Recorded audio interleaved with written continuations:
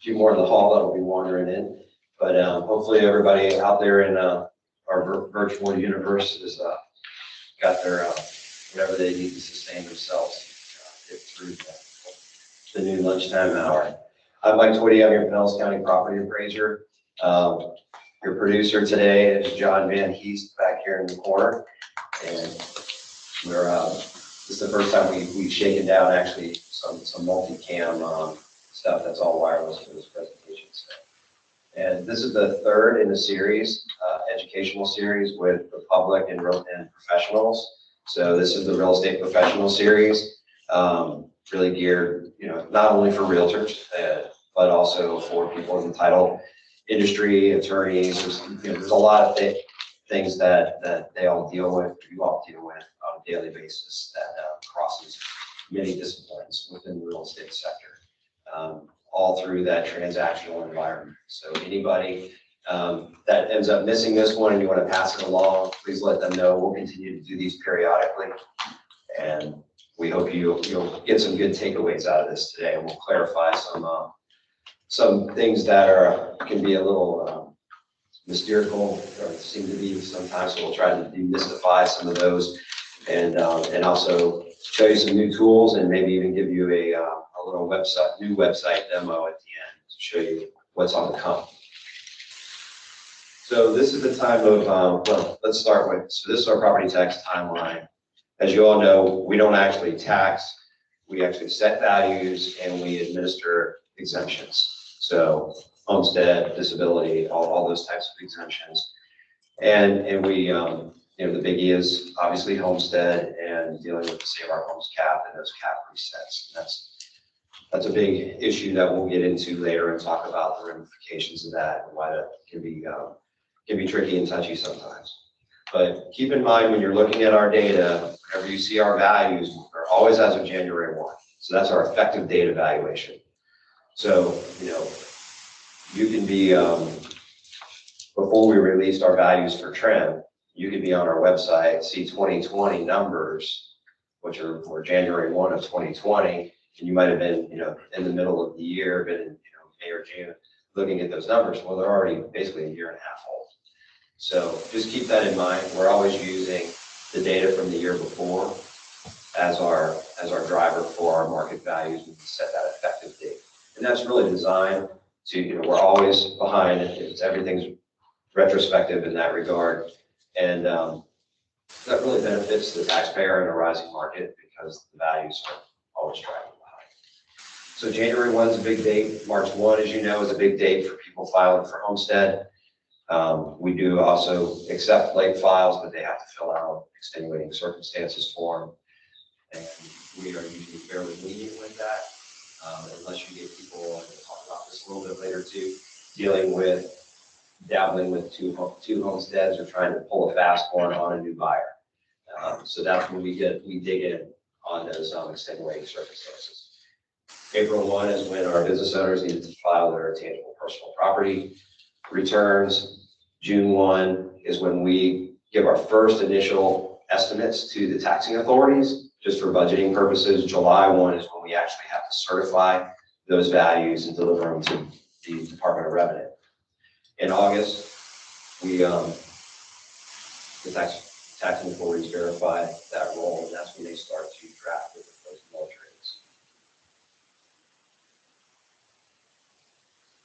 Moving into later August, that's when the trim notices are delivered. That just happened, as I'm sure you got some, unwanted mail from me, but as you know, it said this is not a bill. So just keep that in mind. And you will see that some of your millage rates actually did go backwards a little bit. Some at the state level were full rollback. So rollback rate means basically tax dollars collected by the authority won't be any more than they were in the prior year. So they actually let property owners benefit from the rise in equity in the property from the value side. But there were a lot of taxing authorities that also held serve on their millage rate, which is going to result in tax. It's a two-part equation: taxable value times millage rate equals taxes. So if one of those items stays the same and one of those variables goes up, then result is going to go up, which in this case would be taxes. In October, well, September, they're holding the budget hearings. That's just wrapping up right now. County just had their second budget hearing for their millage rates, and they approved that. And then we're getting ready to extend the roll to the tax collector in October. And then the bills will go out right around how appropriate, right? So let's talk a little bit about some value trends. Excuse me. I'd like to show this chart going back prior to the last run-up and the Great Recession. It just gives you some better perspective. Ignore the red line for right now because that's new construction and that's read off the other axes. So these numbers are read off this side and they're also down here at the bottom. But the blue bars are reflective of your just market value as set by our office, and the gold is taxable value. So the difference between these two is a function of your exemption caps and your your exemptions and your exemption caps. So it's those two things. You can see down here just market value up to $149 million or $1 billion, excuse me, and taxable value is nearing 98 billion. And just to give you some perspective on those, that just value number increased about 9.1% over the prior year. Taxable value increased 6.6% on average countywide. If you go back to the prior peak in 07 and compare where we are today versus those numbers, we are up in taxable value. We are up 22%, and we're up almost 25%. On the red axis here, you can see, or I'm sorry, the right axis.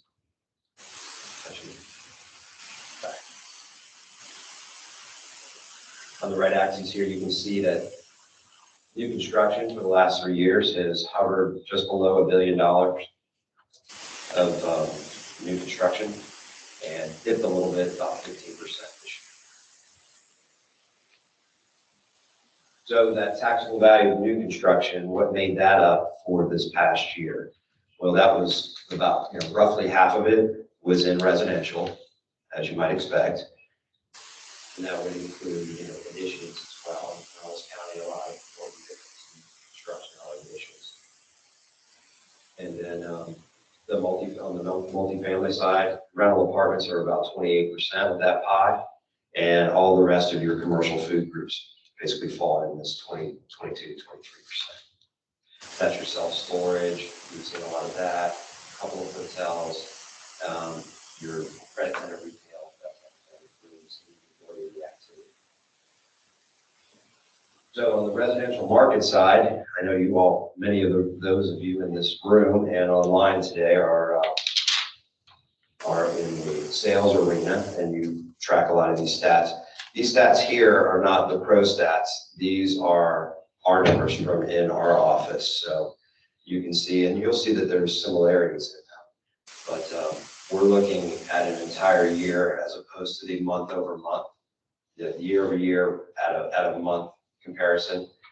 So you can see to date, we have a sales figure of about 9,600. You can see last year, even though we had that 2 to 3 month dip where sales transactions went, down to rock bottom type levels, but then we spiked back up and started making up those gains through the end of the year at a brisk pace, and actually ended up surpassing the single family where we have been basically for the last 8 years.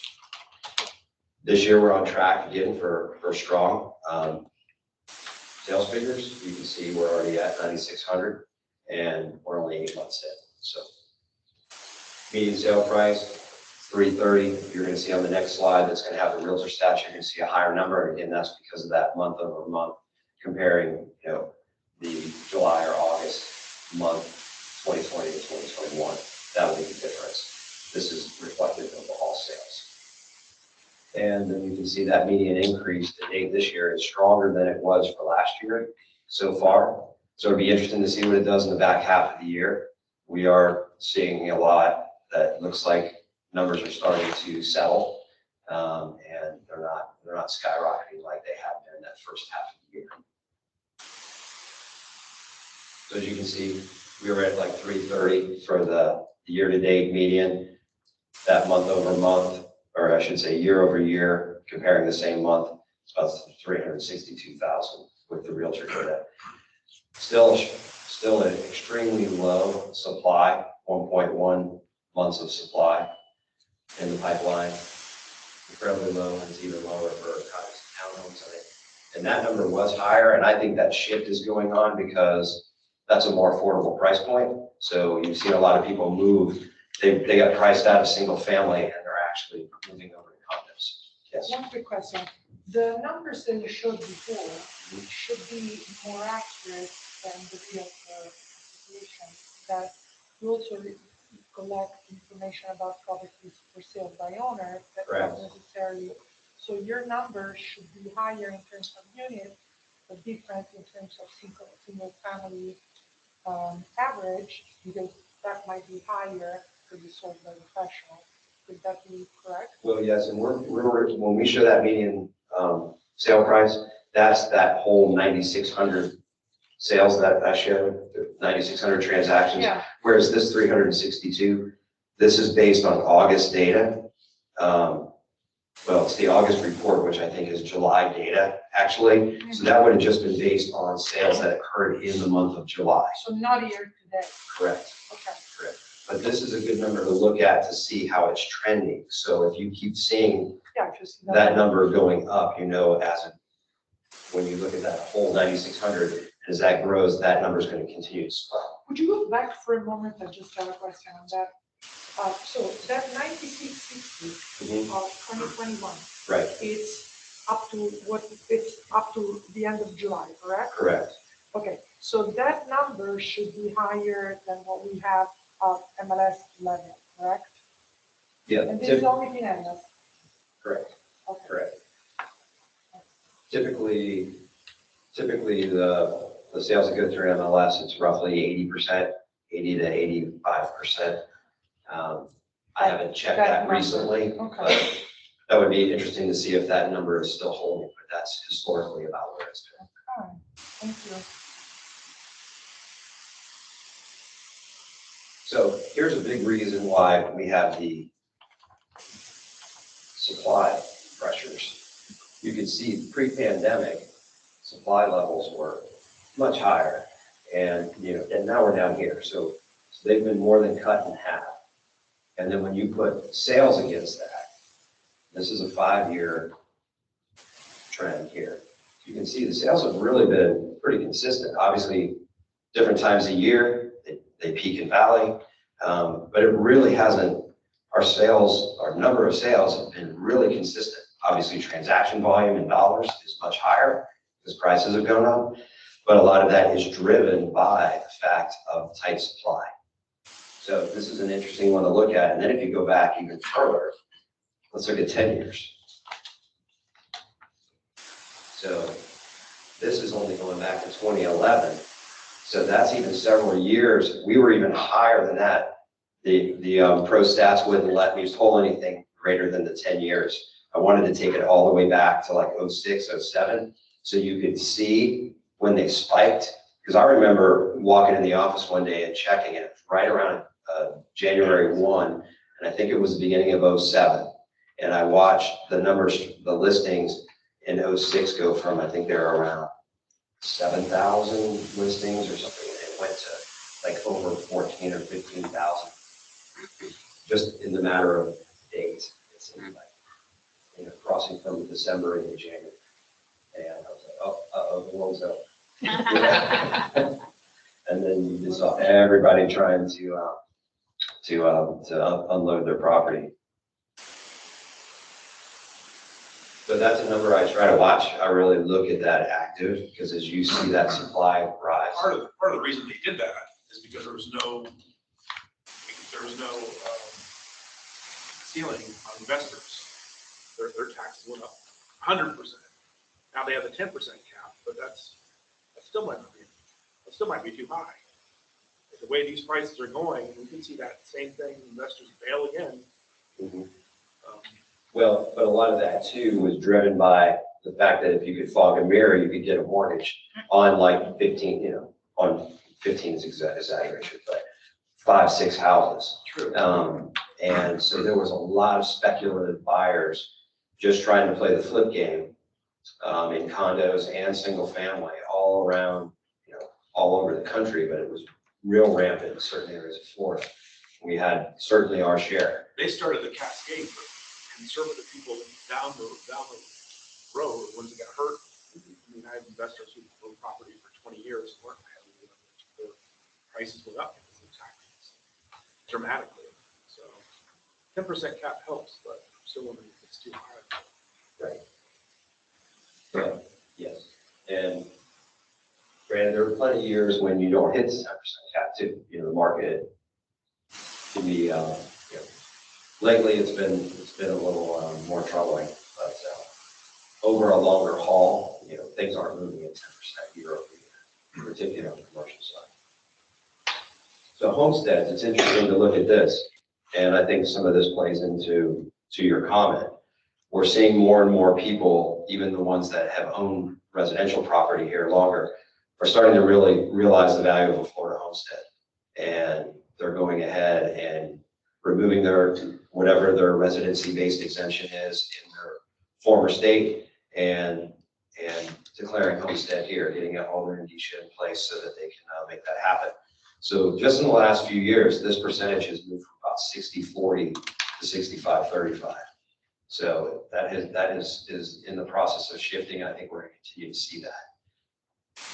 And then the work from home and people being able to kind of pre-position for retirement and actually not have to retire yet, but already get the lifestyle they want, they can come down here in a few years later. So a lot of people are starting to get that out. So this is another phenomenon that we have that's kind of unique to Pinellas County because we're effectively a built-out county. Everything, pretty much something has to come down for something to go up.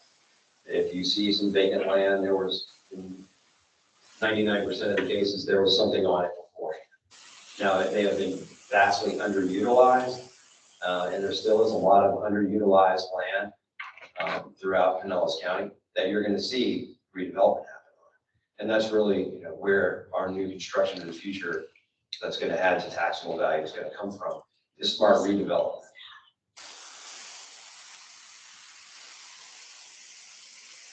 Here's kind of a breakdown of all that unit data.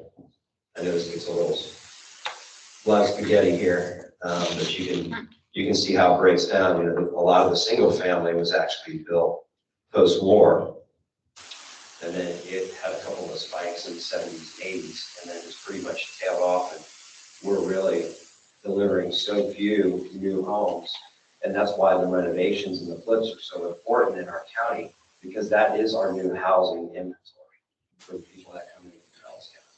So what causes this? Why go that route? Why not have, if you have a lot of buildable land, why wouldn't you have more houses built?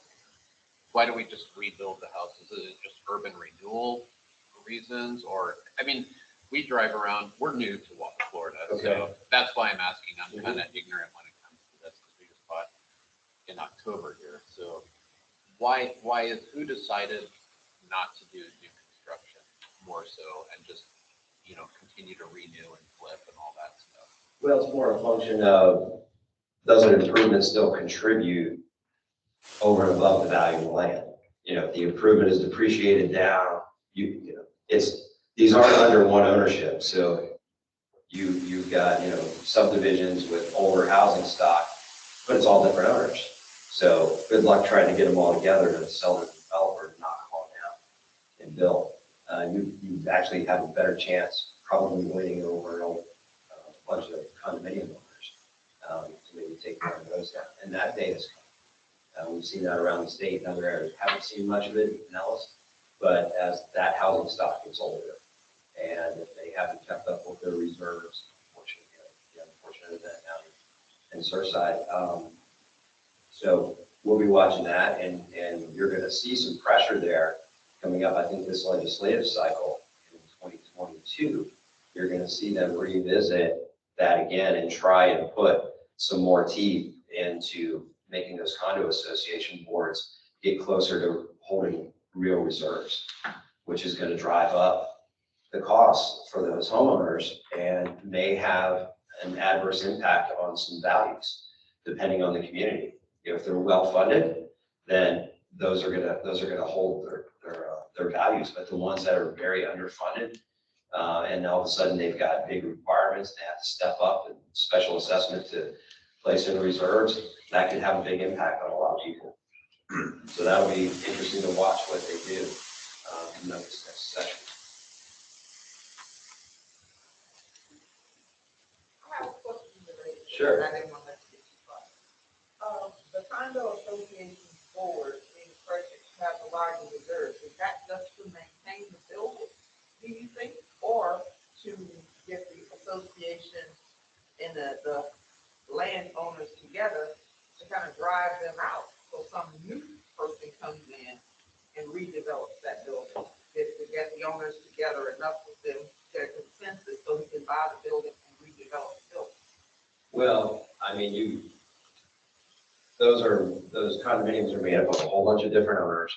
And at the end of the day, the real intent is to keep people safe in their properties and try and maintain those properties so they don't dilapidate and become a public safety hazard. I understand what you're saying. It could end up driving it that way to where a developer does come in and make an offer because it is getting so expensive for those people there. But in most cases, a lot of times that land value may have surpassed the value of those units in that case. So it could potentially be a win for those owners. It depends on the location and a lot of other factors. I don't think that they'll necessarily be doing this to try and drive people out. I asked because of the highest and best use, Right. and that's why I asked. Right. Well, and highest and best use, part of that comes into what is the contributory value of those improvements that are sitting on that land. So if you take, Gulfront or oceanfront land, obviously we know that land value is extremely high. But those improvements still may contribute a lot of dollars over and above the value of that raw land. So you have to really do the math on those and really do that analysis. It really takes kind of a feasibility study to really analyze that highest and best use scenario. See what it's going to take to restore and preserve those improvements, or whether it makes sense to go ahead and raise it and build it. So this chart here, this shows multifamily. This would be your rental product. Just showing you real quick just to see how big that housing stock number has gotten. So we're up over 90,000 units within Pinellas County. You can see the big spike was back in the 70s. And now we typically add in the 16 to 1,800 units a year of late. That's about where that, I know you see a lot of them going up, but that's about the number when you add them all up around the county. So let's talk a little bit about Save Our Homes, because there is some mystery about it, and then the way portability dovetails in with it, and you don't always understand just market value versus market value on the street, all those types of things. So Save Our Homes was put in place back in the 90s. It was actually spearheaded by the Lee County property appraiser. And he saw what was happening. It was another time where it was starting to run up. You had a lot of buyers coming from out of area, a lot of cash buyers at that time were coming down, didn't need an appraisal, so they could effectively overpay, start to move the market number, and start to raise effectively the assessments and the resulting taxes on the existing homeowners that have been here for a long time. So he saw that as a big concern, and the other property appraisers did too. So they worked together to get this legislation carried forward to try and put that cap in place. So that turned into what a lot of people call the 3% cap. And keep in mind that 3% cap, it's 3%, that's a maximum. So it's 3% or CPI, Consumer Price Index, whichever is lower. And in all but I think 5 years since the start of Save Our Homes, it's been lower than the 3%. For example, I'll show you a table here in a second to see the history. There it is right there. So you can see this for this year, it's only 1.4% because CPI took it on the chin last year during the pandemic, and it actually went negative for 3 months. So that's what took that down. Now this year, it's already up to about 4.5, and we're only through August. So we are likely, I think, unless it goes negative through the back half of the year, which I don't see, we're going to hit the 3% cap. And then obviously the non-homestead cap, which would apply to any product. This is the simplest way, because people are always asking, well, what does the non-homestead cap apply to? Everything that's not homestead. So it doesn't matter if it's residential, commercial, vacant land, doesn't matter what it is, it applies to it. And then obviously all caps reset on the transfer of properties or a ownership change, or if this one gets confused a lot of people don't realize if you have a 10% cap on a property you already own, and then you come in to file for homestead, it's going to reset the cap. That's actually something we're talking about trying to address with the legislature. There's some tricky things to it though, because it has some other potential unintended consequences with some other capping scenarios. So we have to work through that. But I feel like, if somebody's been here all these years, they've been under the 10% cap, and now they want a homestead. We've actually had to advise people, it doesn't make sense. You have a big benefit from the 10% cap, and that's going to reset, and it's going to take you a decade to catch back up to where you would have been before, or a decade before you're going to start to realize any gain from sale homes. So that kind of doesn't seem right, and that's something we're going to look at closer. So here's how it works. So just market value is a value determined by our office. It's not necessarily, we try to make that the value on the street, but you got to remember, again, it's effective value back on January 1, and we are allowed to take some discounts off for cost of sales. So that softens that number, usually below a little bit, where your actual street market value might be. So in this example here, you can see the just market value went up 5%, but the assessed value cap, and this is using a maximum of 3% for presentation purposes, goes up to 309. So in that first year, the Save Our Homes benefit is $6,000. So that's $6,000 of value less that you're being taxed on in that scenario. Now, how it builds over time, you can see here, this is a 7-year scenario. And by year 3, it's up to almost $44,000. And obviously, all these numbers can be completely different depending on what the market does and where CPI is. So if CPI is actually lower, at the 1.4, a lot of times it's hovered around 2%, plus or minus 2%. That's going to actually give you a bigger benefit. So if it hovers at a lower number, you're going to have a bigger differential. And then here's how it constrains taxes, because then on top of that differential, you also get the benefit of the homestead, the $50,000 of homestead exemption, which further limits your taxable value. You can see here what the tax bill would be, but then in year 7, they sell, the new owner gets a cap reset. So now assessed value and just market value become one and the same because there is no cap to create that differential. Then they take the $50,000 and you can see the tax bill went up to $9,000 in that scenario. Now in the next year, because if they apply for homestead that year of that purchase, makes it effective for January 1 of the next year.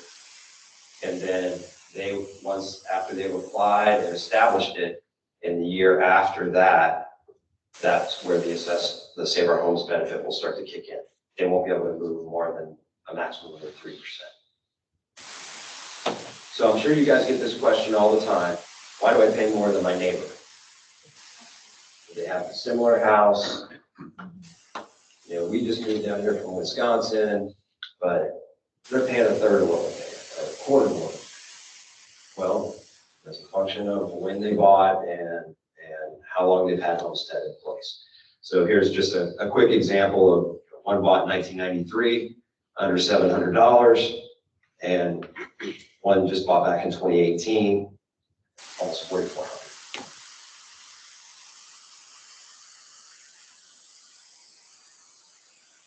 For the non-homestead cap, we talked a little bit about that already.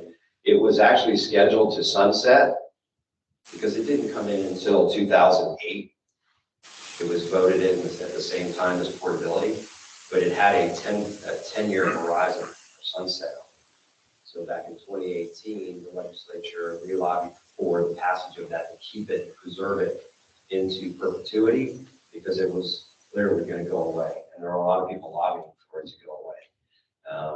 And we didn't think that was a good idea. We thought, like, gentleman out here, if he thinks it may still be too high, but we were just worried about it going away, period. We wanted to preserve it first. And we already talked about the different types of things that might reset your cap here. One thing to keep in mind, well, actually, we're going to touch on that in a second, the LLCs. But do keep in mind, if you are subject to the 10% non-homestead cap, then it applies to all taxing authority millage rates except the school board millage. That's something a little different than what you deal with Save Our Homes. All right, now this gets in the weeds a little bit, but I want to show you, because if the market starts to turn down, I want you to understand why somebody's assessed value and their taxes can continue to go up even though their value is going down. This happened after the Great Recession. You know, they kind of fell off a cliff with value. Values were rising, but until those two lines meet, they don't start to ride down together. And you can see this here. This just value spikes, but this has been constrained by the Save Our Homes or the 10% non-homestead cap. And until this drops down and those two meet, then assessed value can ride down together. But then as soon as just market starts to rise again, they split. And that's where you can start to build your cap again and see now your cap benefit. Your cap is actually now way down here, and now you're establishing a new differential as you go forward. That make sense? All right. So portability.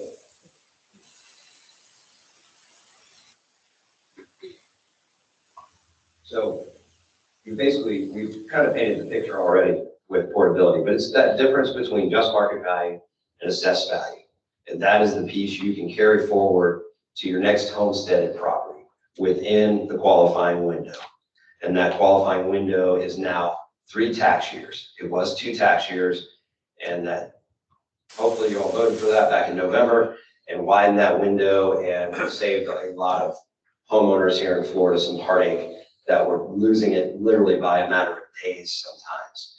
And it was just, it was a troubling thing, because most people thought, well, if I have 2 years, it's 2 years from when I sell my property, right? Unfortunately not. 2 tax years, which always start on January 1. So you always have to roll back to that prior January 1 before you start that calculation.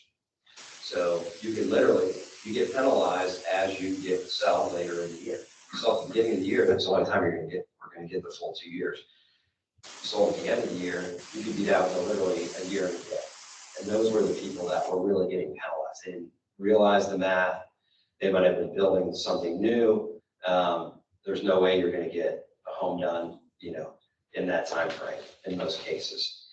So we thought it was very valid to add that additional year. I championed that in the legislature, and took 3 years to get it done. We finally got it on the ballot, got it through.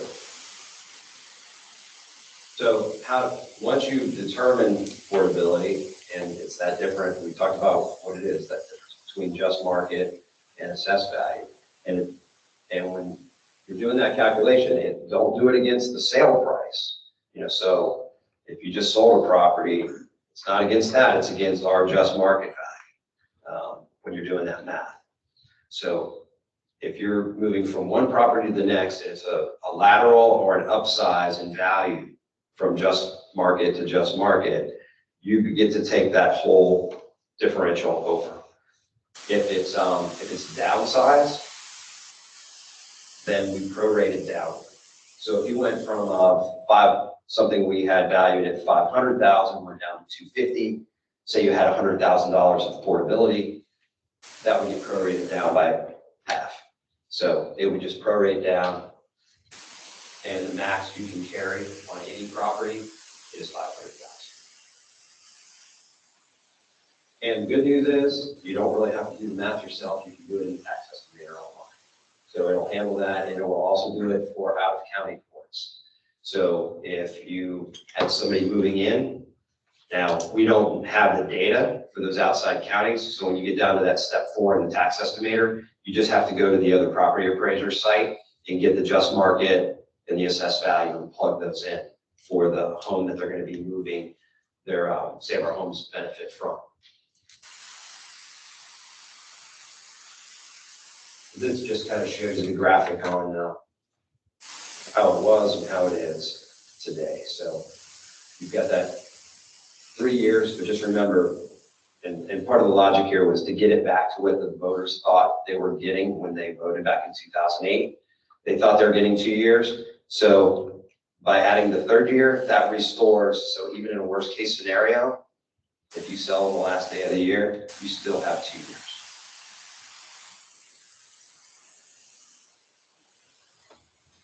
So there's that ballot initiative right there. Passed at a 75 approval rating. Excuse me. Another constitutional amendment, Amendment 6, that was related to exemptions, passed for our, was a tax discount for our spouses of certain deceased veterans that were combat disabled. So this was just a closure of a loophole. Our total and permanent disabled vets and first responders,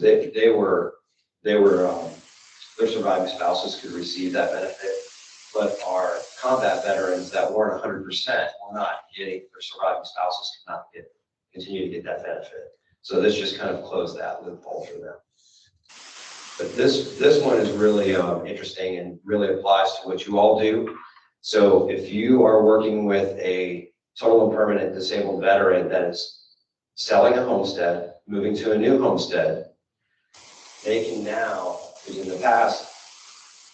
in the past they they're getting 100% exemption on their current homestead. But then if they went and bought another one, they were going to have to pay their share of the taxes for that new home in that year until they could apply for homestead and basically move their exemption over to that property. So they would have a tax payment in that year of acquisition for the new property. Well, they lobbied the legislature, and that passed to actually allow them to receive a refund for the portion that they do pay at closing or that year for the tax bill, depending on the time of closing. And they will get that as long as they had a homestead on the prior one, they apply for homestead on the new one in the following year, and obviously qualify for the exemption again, and then they will get that rebate essentially. You'll get a check back from the tax law, but it will take a year, so we'll have to pay it and then get it back. So another interesting one that this one's been around for a little while. The legislature passed it, but not all of our various jurisdictions adopted it. So only Safety Harbor and North Reddington Beach have had it up to this point, and that's the low-income senior long-term residency exemption. All the jurisdictions have some form of low-income senior, and it's various amounts. You can go to our website and look that up. We have that information there for all the various jurisdictions in the unincorporated county. But this one is very sticky on the qualifying criteria. So you have to have an assessed value. I'm sorry, the just value has to be under $250,000. You have to have been homesteaded and in the residence for 25 years or more, and one of the residents has to be 65 or older. And you have to meet a minimum annual income limitation, which right now, Alex, is 31, or when? 31,000. Okay. $31,100 is that threshold right now. But, so City of St. Pete adopted this for the 2021 tax year. But it only applies to the municipal millage, but in City of St. Pete, that's about 30% of your tax bill. So those people that do qualify for it, it can be a pretty healthy savings for them. And then legislation that I worked on this session back in March and April was related to elevation of our residential properties. So as we all know, flood, sea level rise, all those buzzwords. We're hearing a lot. We're going to hear more because of risk rating 2.0 with FEMA and NFIP. That's the next thing that you're going to start reading about in the papers a lot. I'm not going to get into a big risk rating 2.0 discussion today, but I encourage all the realtors in the room and in the virtual room to go watch Cindy Hayden's session that she did at Pro. It was just last week, very timely. But watch for that. If you're a Pro member, you should have an email in your email box. Go look for that session, or you can probably go to the site and dig around and probably find a link for it somewhere too. But I would highly recommend watching that. It'll give you a great overview of what's going on with flood premiums. So anyway, I knew obviously flood insurance has been an issue in our county for some time, going back pre-Bigger Waters in 2012. That was our last, scare there with spiking premiums. We really haven't, FEMA's continued to kick the can for the last, decade, basically. I've talked to them several times. I saw that nothing was really happening to my liking, and I thought we needed to get more proactive about how we dealt with mitigation and our potential flood issues down the road. So I was reading statutes one day, and I saw that there is a provision called the calamity provision in state statute that allows somebody to rebuild their home up to 110% of its total square footage after an act of God event, flood, fire, or other catastrophe that destroys, substantially damages that property, and allows them to keep their assessed value cap in place on that rebuild, so they don't get treated as new construction. So my thought was, well, why can't we do that proactively rather than waiting for these events to happen? Why can't we allow our homeowners to either hydraulically lift an at-grade home or a home that's up on piers and bring it up higher, do an enclosure underneath, or just leave it on piles, or however they want to do it, but use the same logic, give them the credit for the up to 110% of that square footage. Don't treat them as new construction for that. If they go above that, anything over the 110 is new construction. They're paying for that as new construction. And I just thought that would be a great way to proactively allow people to either elevate an existing home and not worry about the tax reset, or build a new home. So they could knock it down and still get the 110% credit if they build new as well. It will apply to all residential structures. So it works for up to 9 units per Department of Revenue. That's how they classify. That's what they classify up to as for residential. But the property must lie in special flood hazard areas, so in your A or B zones. And the structure cannot already be condemned, because at that point, it should just be land value and they should be rebuilding it anyway. This is a perfect example here, this picture here on the right, where, I don't know if I think it transitioned while I wasn't looking, but you saw it at grade, and then they actually elevated it and built a new garage underneath. Did a great job. It looks like it was originally built that way. So that did pass the legislature first time through in 2011, but like all property tax related and ad valorem assessment related legislation, it typically has to go to the ballot. So it will be on the ballot in 2022. That's the next general election. So we have to wait another year. That'll be on November 2022. So look for that. It'll talk about you can make improvements to your property for flood and not reset your assessed value cap. So watch for that. I think that'll be a good one.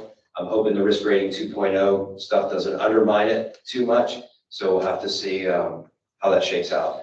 Other legislation that may be of interest, one related to affordable housing. So that exemption used to be 15% if it was designated affordable housing with a minimum of 60% of residents at 80% of area median income or lower, and the project contained at least 70 units. After 15 years under those restrictions, they were eligible for a 50% ad valorem tax savings. Now they just raised it to 100. So after 15 years, those owners will actually get 100% ad valorem tax exemption.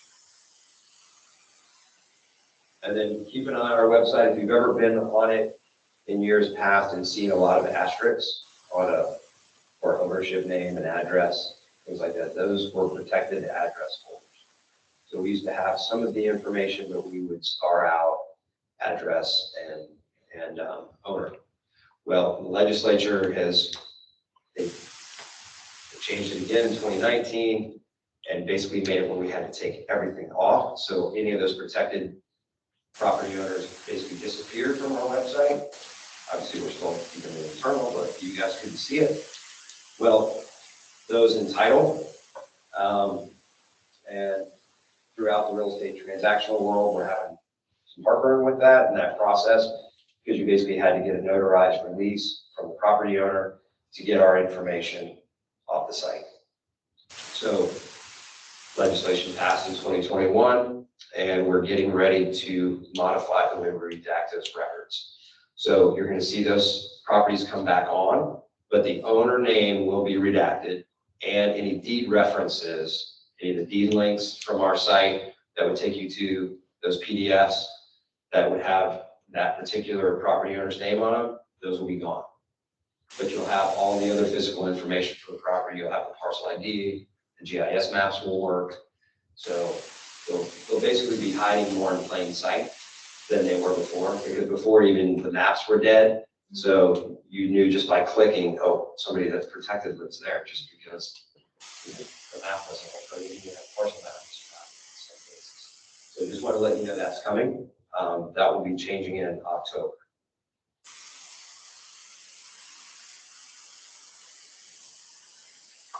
So common missteps. We like to try and solve these things for a lot of our citizens, obviously, and help our professionals, help them through it, because we figure the more we can help you, educate you guys on these things and make sure that you understand these missteps and how they can work, you're basically more teachers out there for us, helping us eliminate some phone calls and some targeting. So we thank you for the educational efforts on your part. Obviously, you can only have one homestead per planet. And just because they don't call it homestead in another state, if it's any kind of a residency-based exemption on your primary residence, we consider that homestead. So, doesn't matter what they really call it. And a married couple, obviously, that's one marital unit is the same effectively as one person. So other common missteps, talked about this, a lot of people rely on seller's taxes. That's another thing I would love to get MLS to change and not show taxes on there, because I feel like it's so misleading. I talked to Pro about it. The problem is MLS is a lot bigger than just Pinellas County. And they said, what they told me was, well, if they all had a tax estimator like usual, we just put the tax estimator link there instead. I said, it'd be perfect. But all the other counties don't have this. So I understand, but I feel like there might be a workaround that we could work on together there. And then also, every now and then homeowners get advice to transfer their home homestead that they already possess in their own personal name into an LLC. That is bad news. You don't want to do that. That's going to cause a cap reset. That is a legal change of ownership. Yes, very well. Does that only apply to LLCs? It doesn't apply to trusts? Trust, you can do a trust, but the language needs to be right. And I encourage you all to reach out to our office and have any trust language reviewed. We have in-house counsel. Alex Luca is our in-house counsel. He's here today. Always happy to review that language because it needs to make sure that there is equitable and beneficial title. And if you all have, when we get into Q&A, I'll probably bring Alex up because if you have any questions on it, if you want to get in the weeds on tenancy or any deed issues, things like that, he can answer that, and he can answer the trust questions as well. They can get tricky. Will that also trigger if you're on your investment properties, if you put them into an LLC or something else, take them out of your name, if you're holding them in your name, It's going to reset the cap. then please don't do it. Well, it's that property owner's decision. They have to weigh out whether they want the limited liability protection or, you know, there may be another way to structure some things, but Again, if you did it in a trust, then. well, no, the trust you're only gonna be able to preserve a homestead, for example, if you prepare the trust the correct way. You're not gonna be able to preserve the 10% cap through the trust. Can I add something to that? Not only does it trigger a reset, but their title insurance policy is not transferable and they may have to pay dock stamps again. So there's a whole bunch of other stuff that you need to keep in mind when they're changing the title. Repercussions. Yeah. That's a great point. So it doesn't change if you just add if you get married and you just add that person on. Yeah. That's it. Yes, correct. Okay, I think we pretty much already addressed this.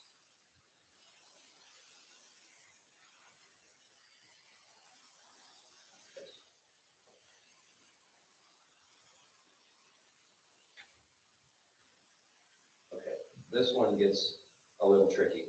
We call these sneaky sellers. You may have situations where somebody goes to sell a property, say, right after the beginning of this year. Say they're selling it in January. But you didn't know they already owned another property in another county, say in Marion County, and they've already occupied it. They legally occupied it by January 1 for homestead purposes. And they intend to homestead that property. So they're selling the one in January and MLS shows that it has a homestead on it, or a record show it has a homestead on it. Title insurance company, they're prorating it based on the homestead being there through the rest of the year. Well, that person closes and they come to our office and they say, oh, we thought the homestead in our state or another county pulled our homestead off. That homestead comes off, that cap resets in that year. And that property owner that just bought isn't eligible for homestead until the next January 1. They bought after January 1. So that becomes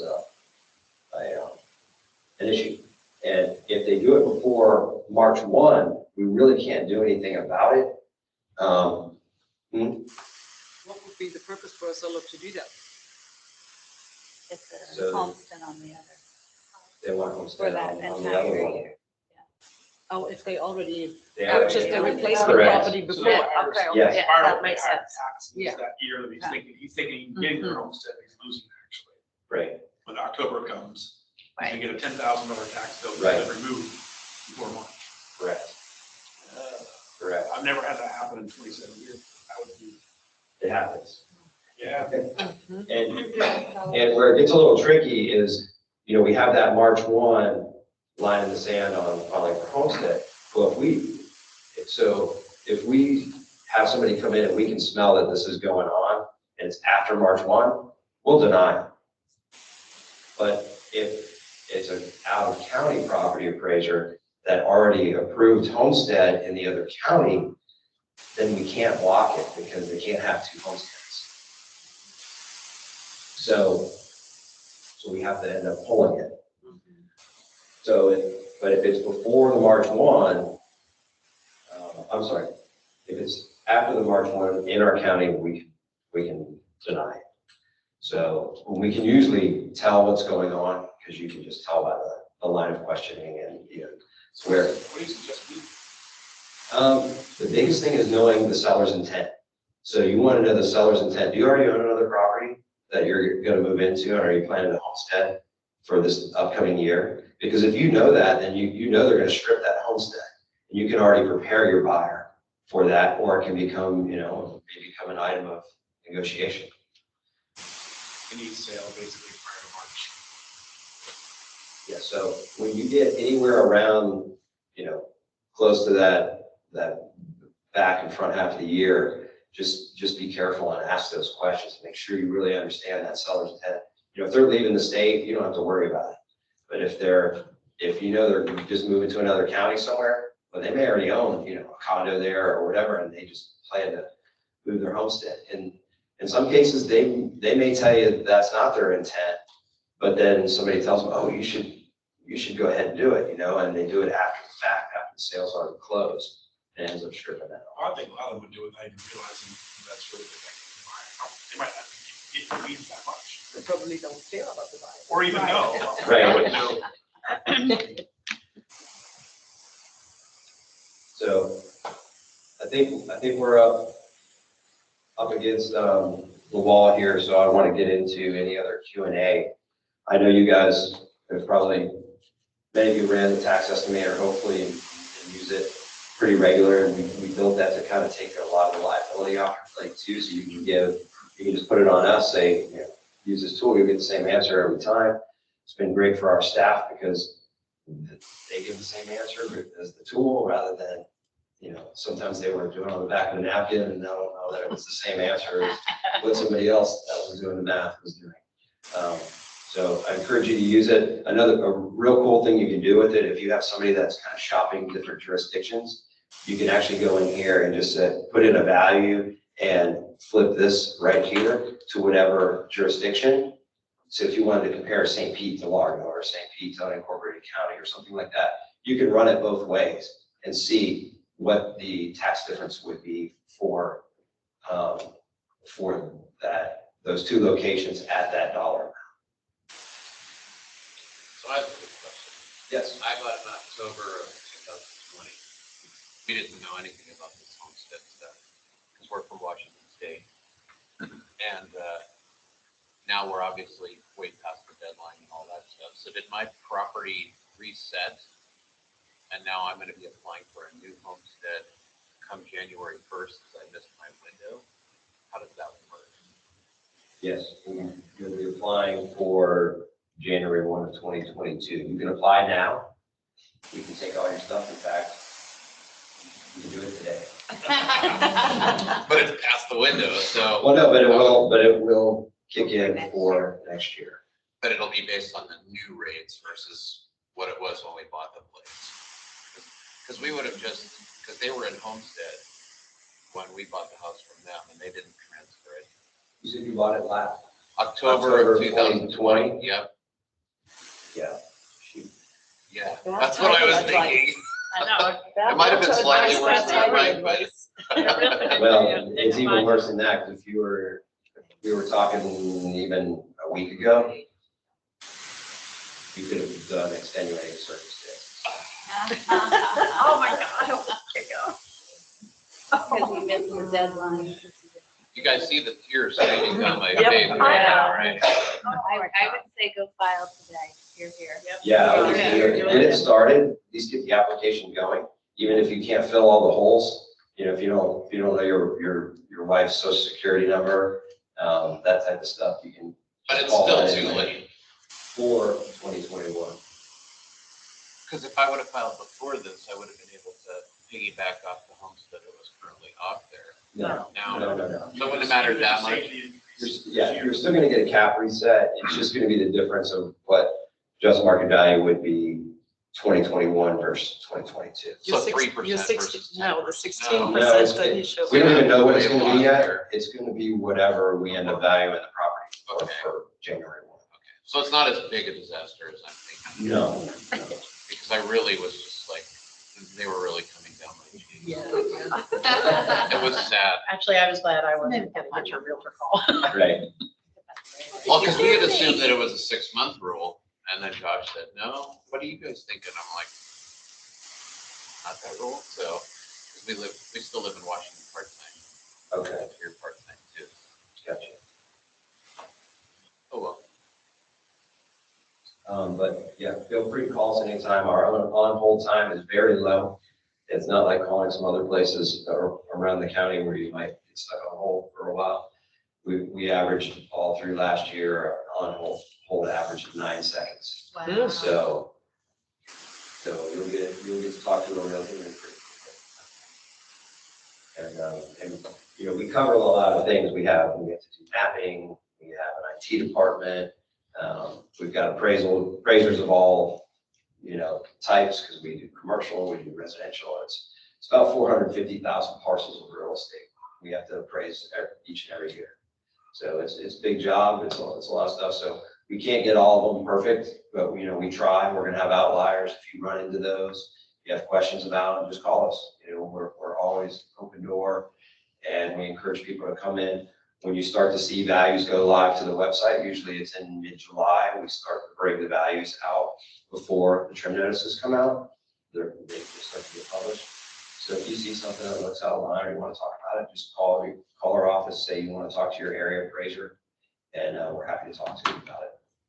Let you know where we came from. But you can see the tax estimator is really spiked up in usage. It's went from about 8,400 last year to over 10,000 a month we're averaging. So that we know that's cut down a lot of our call volume and a lot of the confusion. You know, the cap resets have never been bigger since the start of Save Our Homes. You know, we've got the biggest disparities between assessed values and just market values. So when those properties sell, it can be, you know, unfortunately a really big punch in the nose for people that don't understand or not made aware. So, you know, please try to educate your clients on that. What we've typically heard is that, yeah, there might be, you know, some tears and some domestic intranquility for an evening at home as they wrestle over whether they want to move forward with that purchase. But in 99% of the cases, they do. But in those cases where they know they would not be able to afford that going forward, it's probably better that they don't buy that particular property and get themselves in that situation. And you've really built a great relationship with that client by educating them, and they're going to come back to you because you held their hand, you took care of them, and helped them through that transaction in a big way. So, you know, consider us a resource in whatever you guys are doing. We're here to support and answer questions, and we've got resources on our website. I want to give this is just a quick sneak peek of what the new website looks like. I think some of you in the room and probably online we're beta testers for our external for the new site. I appreciate the feedback and the great compliments you all have given that have had a chance to drive it some. It's good. It's super powerful, fully mobile friendly, has all kinds of great tools baked into it. But you know, a biggie is just the way the search works. So right when you're on the home page, you've got the search front and center. You don't have to go into the search drop down up here. You can if you want, but we also brought tangible personal property on here that can be searched for our business property owners. And you've got all these speed buttons over here on the left where you can jump right to the tax estimator. You can file. Has a my location button, so wherever you're standing, you can pull the parcel data up right where you are. If you have location services enabled on your phone or your tablet, that works really great. And that feature is also offered inside of when you're on a detail page and you see the map.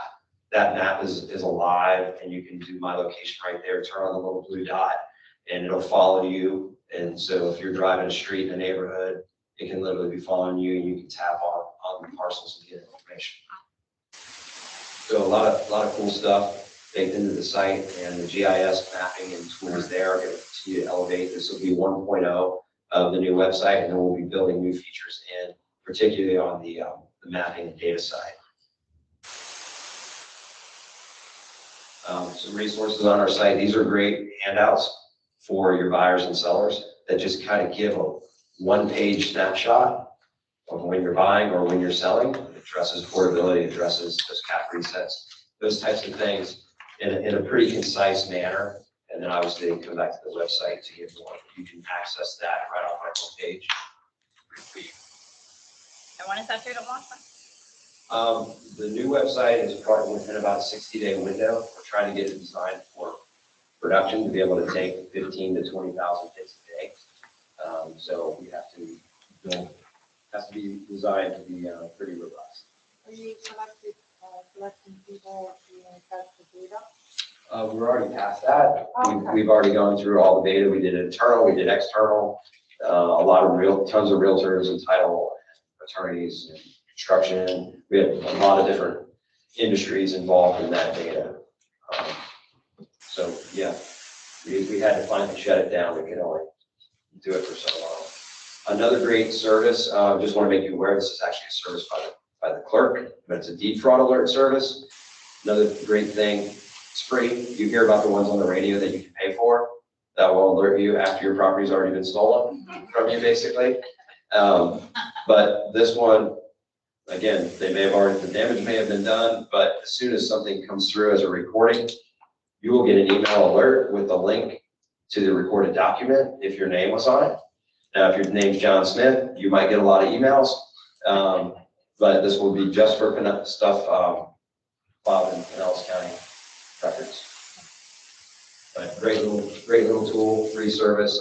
I've put it in there, and it's even comforting to know if say you're refinancing and then you have a satisfaction mortgage, all those types of documents, you get an email and you see that, oh, they actually did pay off my old mortgage. So that's good to know that it's actually working. And last thing, keep an eye out. We've just started this series. This is the third in our series so far. We're going to have another one as the website gets ready to launch. We'll be doing one going over all the new tools and how to navigate it and the stuff that's down there below the surface. But we try to make it super intuitive so you don't have to read a lot of help or anything like that. But we just want, it does have some Easter eggs hidden throughout it. We'll help you find some of those. But we want to encourage you to get ready for that.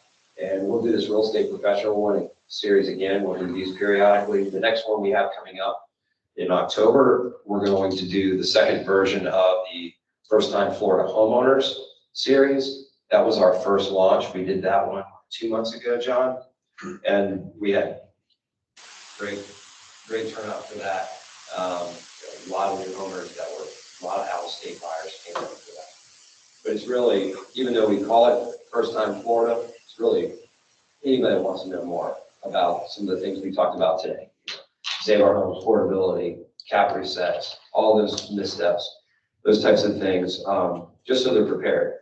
So they don't, unfortunately have the event like our friend from Washington back here. I have a question. Yes. Homestead. Is it in jeopardy if you have to work out of state for a total of 6 months or something like that? But you're not leaving your home, but you have to maybe go up there, or so it's still your homestead. Yes. Until you start renting it, and you can rent it short term, but the rule, the way it's written right now, is you can't rent for more than 30 days in 2 consecutive years, or that jeopardizes your homestead. They say that's 90. A lot of people don't like that. Right. Be a nice thing to do. It's just a really tough thing to monitor. January, February, March, those 3 months. Right. Yeah, it gets to be a tough thing to monitor. It's tough right now because of the RDO and Airbnb and all of that. People will swear, I only rented for 30 days or 90 days. They really rented for half a year or more. It does not apply if you're renting while staying in the property. In other words, you have a large home, 4 bedrooms, and you decide to rent part of the home Airbnb. Maybe you have a door that has a lock. But because I have clients that buy properties and do that, but they live in the property, is that qualify for a homestead or not? There's actually some litigation going on with that. There's recent Supreme Court's involved and there's an appeal, and so we don't even know where that's gonna shake out. But traditionally, the way those have been handled, if it is space that you historically are gonna rent out, even if it's within your homestead, you would prorate that portion out. Now, I mean, roommate scenarios, we're not chasing roommates around and trying to, take portions of people's homesteads for that. But if they're literally, renting a room in their home long-term and they're advertising it, then, yeah, we're generally gonna try and carve that out. But what's going on, at the Florida Supreme Court level right now could potentially change that. We'll have to wait, right, Alex? Yeah, on that one, it's dealing with kind of that roommate type situation where a portion of the house is being rented out, so they give them a prorated version of the exemption. Or say they give a percentage, of the exemption. The court, in the lower court at least, they ruled that they can't do that. So now it's going to build up the Supreme Court. Essentially, what the lower court ruled is it's kind of all or nothing. You can't just cut out a portion of the exemption that was being used for rental or commercial purposes, whatever that is. So, but as Mike said, we'll find out a little bit more once that confirmation goes through. Yeah, this is fairly fresh. Will that also apply for like the granny cottages and stuff So- like that? Go ahead. Interestingly enough, if you've got a duplex or a granny flat that is being rented out, that is slightly different than what the current court case has. The current court case is more, it's all internal. If it's a completely separate unit, separate entrance, somewhere else, and you're renting the bottom floor of the property, it's got its own kitchen and bathrooms. That is one of the few circumstances, at least in current law, where you can actually have a percentage cut out of that one space. Garage apartments, things like that, those are a little more clear cut. You can literally take that square footage, prorate that out against the rest of it. So take, for example, Kenwood, the area of Kenwood, a lot of these properties have a garage, and that garage has been converted into a studio. A lot of the property rented permanently or, every now and then. Right. So you're saying that in that case, you can curate it so that the main house is homesteaded, but that one is taken out. Correct. Okay, gotcha. So Alex, does that also apply to people who deduct their home offices out of their home? Because that would be a very similar scenario if it's part of the So structure. home office is not going to apply there. That's not a big deal, although I think you still need to file for TPP, right, with the home office. But as far as your homestead, that's not going to be affected by it. It's not going to be a percentage cut out. But most home offices aren't going to exceed the exemption amount. So it's really not. Okay, so let me clarify that. I'm not talking about the home officing that we do now, but if somebody actually writes off their office for tax purposes.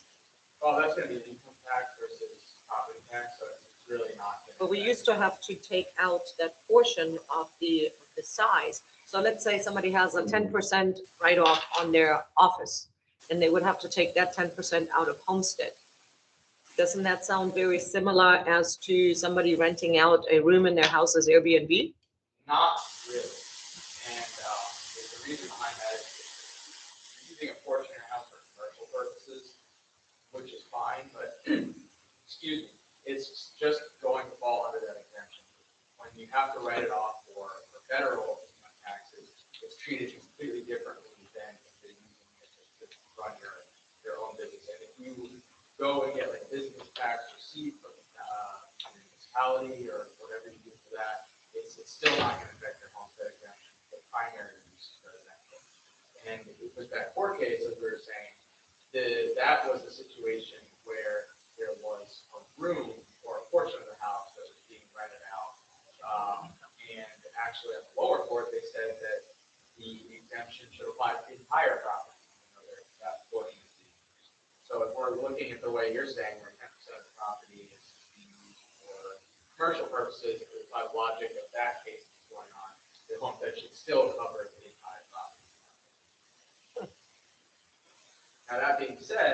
maybe we can go out and expand it a little further. If you have a home office that's a complete separate structure on the property, then you may look at it. The local and the federal in that regard are a little different. All right, we're quite a bit over our time, but I appreciate you all hanging out with us. I know it's easy to go over talking about this type of information. We could probably talk all day about it. I know I could. But I appreciate everybody that hung with us online. Like I said, continue to watch our website for more in the series, and you know, we're happy to take your buyers and sellers and help educate them, you know, send them our way. We'd love to talk to them and work with them. And also want to thank all the pro realtors that are on today. I appreciate, you know, being recognized with your Homeowner Hero Award this past week at Pro. So I appreciate that. A lot of that was, I think, because of the legislative efforts that I've been working on to try and help our homeowners, whether it was, you know, living portability from 2 years to 3 years, and now this elevated property legislation. And then obviously we continue to try and build better tools for you guys. When the website rolls out, I think it's going to be the best one in the state of the country. So you really want to make it a great tool for y'all. And we look forward to your feedback and appreciate your time today. Oh, so I got one. I have a question. I came here, and I'm working at Neighborhood Home Solutions. Okay. And what we are doing, you know, housing affordability. One of the issues that we are facing, aside from the price of homes just being outrageous, and most of our clients not being able to afford them, is the tax increase when that sale is being made from Granny's house, which was previously valued at $100,000, and now it's just sold for $400,000. Well, when 15 grannies in a 30 granny neighborhood has done that, then the entire property values have increased. And then you go and assess for the future tax value. How does that affect those other 15 grannies that are still there? Well, hopefully they're homesteaded. So if they're And they're homesteaded, homesteaded. they're protected. So their assessed value can't move more than that 3% or CPI. But their portability is getting bigger and bigger. So if they do sell, if and when they do sell, they've got more of that benefit to take with them to their next property. And I ask that because I have people coming into us. We also do foreclosure mitigation. They're afraid of what's going on in this economy and saying we are being literally priced out of our homes because the taxes are so high. And so that's the reason for my question. What are you doing to protect the people that are still staying there so that they don't get priced out via higher taxes? Well, the homestead is the biggie. So they need to make sure they're applying for homestead. Unfortunately, in some of those areas too, people aren't getting homestead exemption, or they might have had a home that's been sitting, family member, and has been sitting in probate for years and years and years, and 1 or 2 family members are still living in it, but they haven't been able to homestead it. You know, those probate situations really need to get cleaned up so that they can protect themselves better. That's really important. We're happy to work with you on that education effort. Alex and I, we can do a lot of things. We're happy to you know, be a resource in any way we can. I thought that there was family and see come up with something, some kind of an event or something so that these people can talk directly with you versus coming to me for an answer. Like, Yes. No, that's fine. Like our upcoming first time Florida Homa, you know, that's a perfect one. Just send them here. Direct them to us and we'll deal with it. And then right from doing the presentation, we'll walk them, you know, over to Gwen and her crew. And they can check out what their exemption status is and where the sticking point might be, any concerns they have. So, sure. And Deborah was here at the, I think the very first time homeowner we did. yeah, I couldn't think that. Yeah, that's good. Well, we're glad you're here today. So again, thank you guys. Have a great rest of your day and a great rest of your week. Appreciate it.